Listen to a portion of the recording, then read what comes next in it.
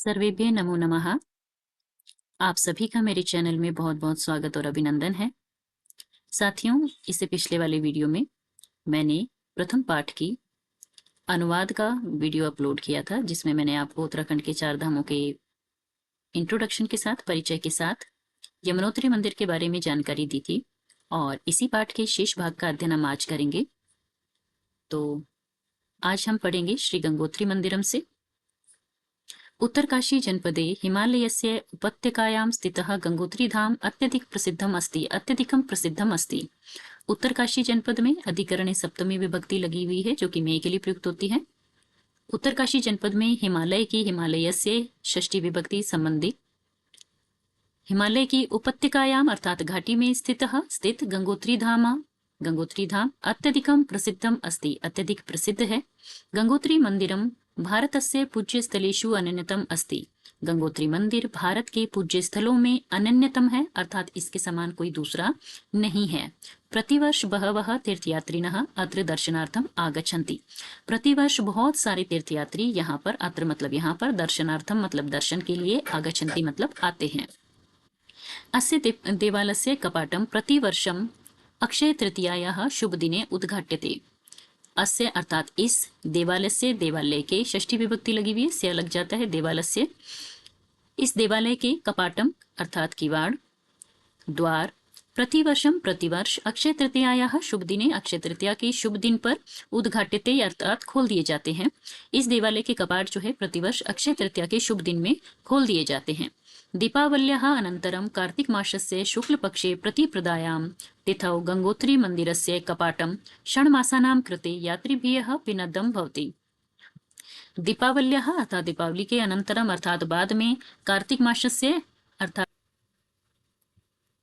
दीपावल्याः अनंतरम दीपावली के अनंतर अर्थात बाद में, कार्तिक मासस्य शुक्ल पक्षे कार्तिक मास की शुक्ल पक्षे अर्थात शुक्ल पक्ष की प्रतिपदायाम तिथौ, प्रतिपदा तिथि अर्थात शुक्ल पक्ष की जो पहली तिथि आती है, पक्ष की जो पहली तिथि होती है, उस दिन गंगोत्री मंदिर के कपाट अर्थात द्वार षण्मासानां कृते 6 मास के लिए, यात्रियों के लिए, पिनद्धम अर्थात बंद, भवती मतलब हो जाते हैं। इसमें बताया गया है कि दीपावली के बाद कार्तिक मास की जो शुक्ल पक्ष की पहली तिथि आती है, उसमें गंगोत्री मंदिर के कपाट 6 महीने के लिए यात्रियों के लिए बंद हो जाते हैं। गंगोत्री मंदिरम निक्षा सूर्यकुंडम अस्ति। गंगोत्री मंदिर के निकट जो है सूर्यकुंड है।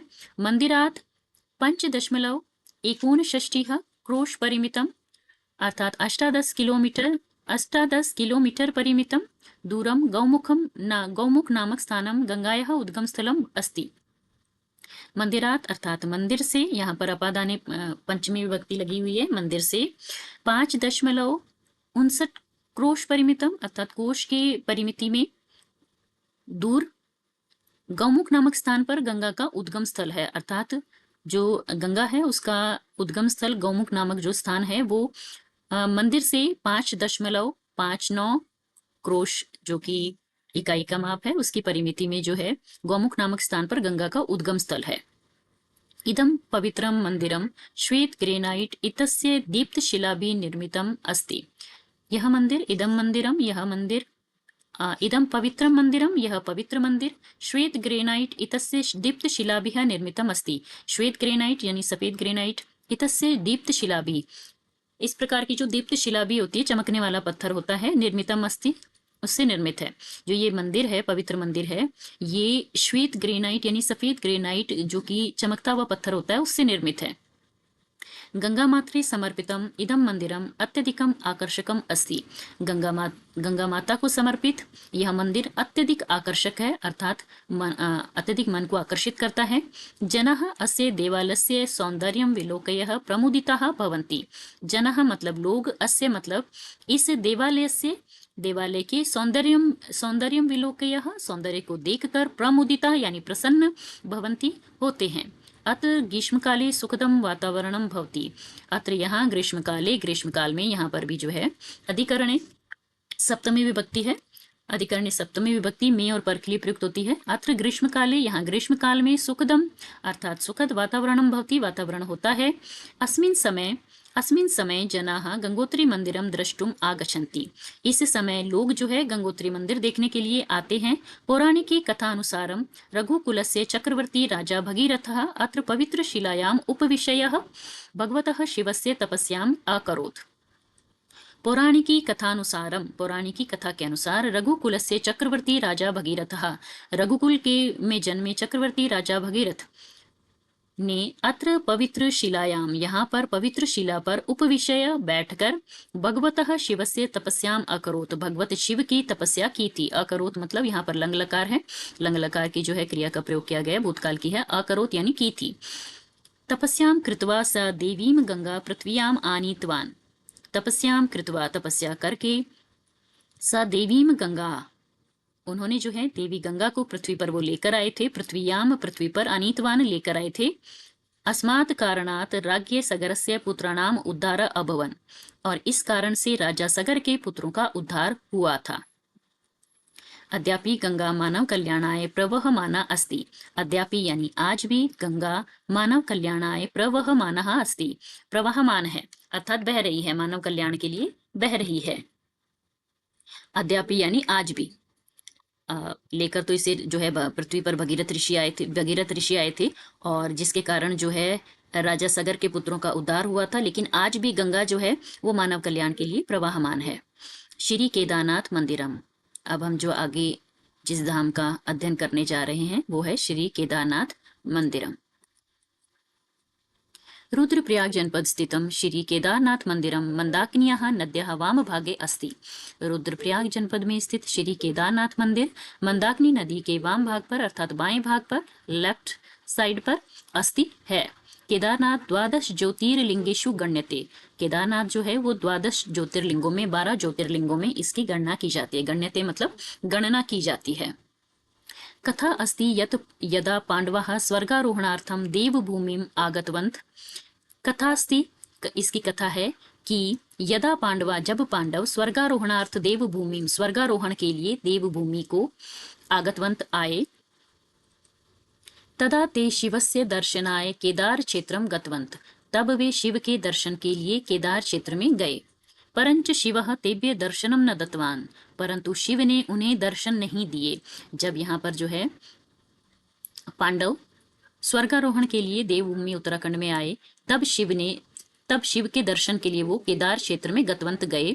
परंच शिवः तेभ्य दर्शनम न दत्तवान, परंतु शिव ने उन्हें दर्शन नहीं दिए। तस्मिन् समय, उस समय, महादेव शिवः वृषभ रूपम धृत्वा केदार क्षेत्रस्य भ्रमणम कुर्वन् आसीत्। उस समय महादेव शिव वृषभ रूप में अर्थात बैल का रूप धारण करके केदार क्षेत्र में भ्रमण किया था, पूर्वन आसीन किया था। उस समय जो है महादेव शिव ने वृषभ रूप धारण करके केदार क्षेत्र में भ्रमण किया था। तदा भीम वृषभ रूपधारिण शिवम पर्यचिनोत। तब भीम ने वृषभ रूपधारी शिव को पहचान लिया था। ततः सह वृषभ रूपधारिणं शिवम दृष्ट्वा तम ग्रहीतुम अनुधावितवान्। ततः सह वृषभ रूपधारिणं शिवम दृष्ट्वा, ततः तब सह यानी ये भीम के लिए आया है कि भीम ने वृषभ रूपधारिणः, वृषभ रूप धारण किए हुए शिव को दृष्टवा देखकर, तम ग्रहीतुम उनको ग्रहण करने के लिए, उनको पकड़ने के लिए, उनको प्राप्त करने के लिए, अनुधावितवान उनका पीछा किया। यावत भीमेन वृषभ रूपधारी शिवस्य पृष्ठभागम हस्तेन सपृष्टम।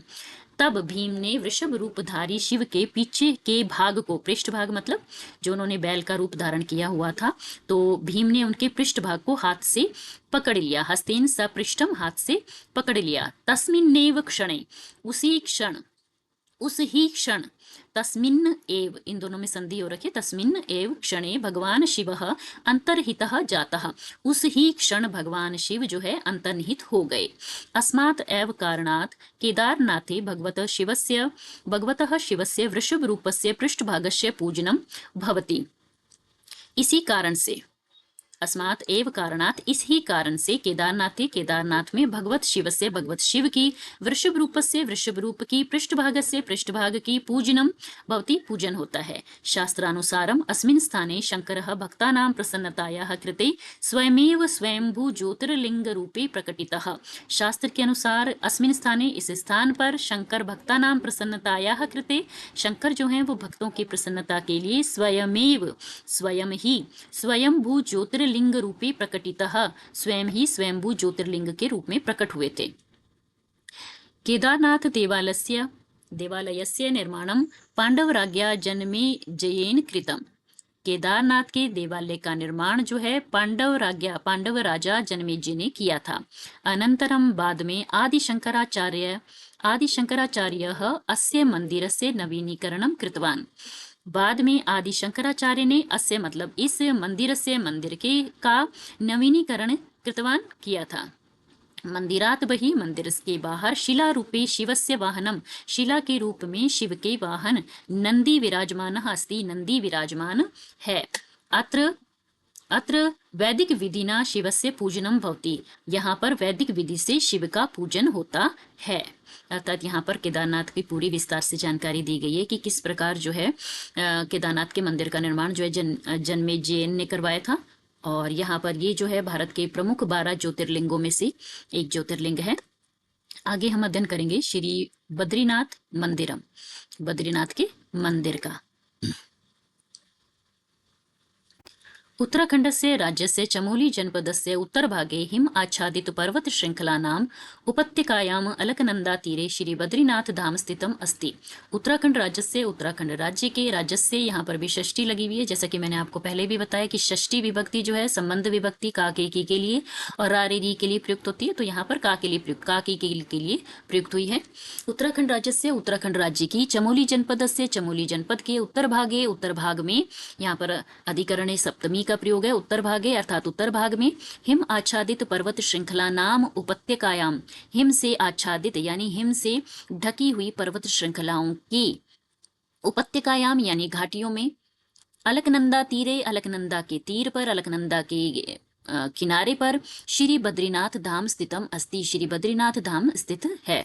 अस्य धामनः वर्णनम स्कंद पुराणे केदारखंडे भगवतेत्यादिषु अनेकेषु धार्मिक ग्रंथेषु विहितम अस्ति।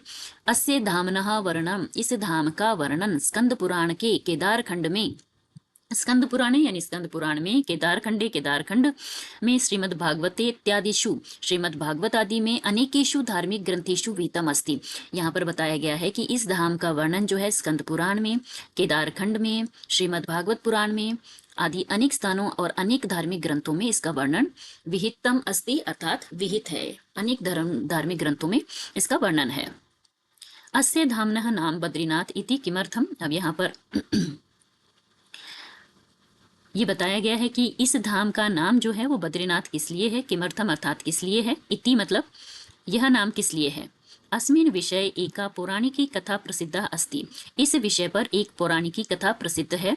अत्रैव लक्ष्मी बद्री वृक्षस्य रूपम धृत्वा चिरकालम तपः कृतवती। अत्रैव यहाँ ही लक्ष्मी, जो विष्णु पत्नी लक्ष्मी है, उन्होंने बद्री वृक्ष से रूपम धृत्वा, बद्री वृक्ष का रूप धरकर चिरकाल तक यहाँ पर तप किया था।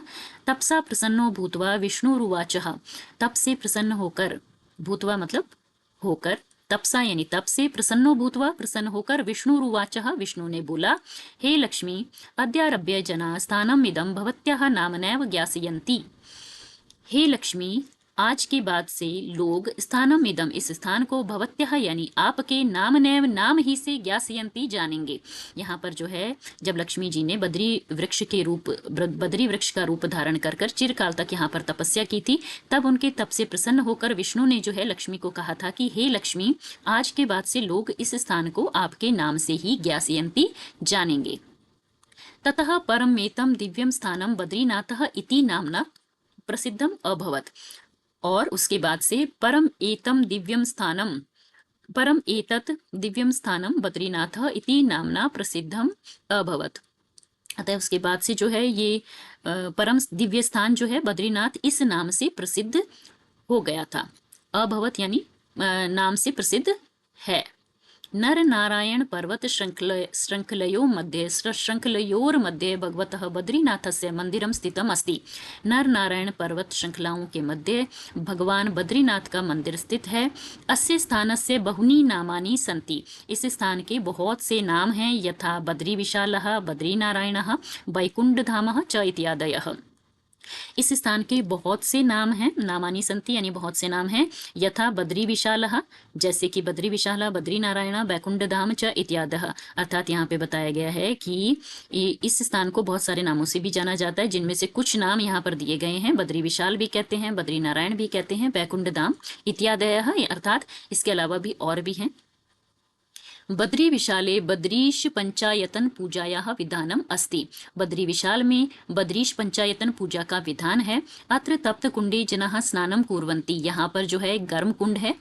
अत्र तप्त कुंडे, यहाँ तप्त कुंड में जनाः यानी लोग स्नानम कुर्वन्ति यानी स्नान को करते हैं। समीपे एव ब्रह्म कपाल नाम ध्येयम परमम दुर्लभम पितृतीर्थम वर्तते। समीपे यानी समीप ही, एव मतलब ही, ब्रह्म कपाल नाम ध्येय, ब्रह्म कपाल नाम के जो है एक परम दुर्लभ पितृ तीर्थ यहाँ पर है। उस तीर्थ के बारे में बताया गया है कि अस्मिन् तीर्थे पितृ निमित्तम विहितस्य श्राद्ध तर्पणादि कर्मणः अति महत्वम वर्तते। इस तीर्थ में, अस्मिन् तीर्थे, इस तीर्थ में पितृ निमित्त जो कार्य होते हैं, श्राद्ध तर्पण आदि कार्यों के लिए अति महत्वम वर्तते। इस तीर्थ का अति महत्व है यानी बहुत महत्व है।